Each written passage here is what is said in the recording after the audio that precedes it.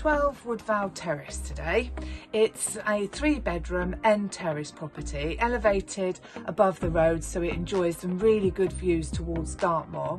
The garden and the back of the house that you see here is very usable. It's been terraced so that there's a few different levels that you can use. I'm at the top here into what could be used as a little hut for your spa bath, or indeed our vendors have some seating in here too, so they can do barbecues and all sorts. There's also a little sunroom here. Inside the property, the 3 double bedrooms on the first floor are also there with plenty of storage, but also the family bathroom. And on the ground floor, you've got a lovely living room with a bay window, and at the back there you've got the dining room, then that follows into the fitted kitchen. So it's got everything you need, good proximity. If you'd like to find out more, watch the video and then book yourself a viewing.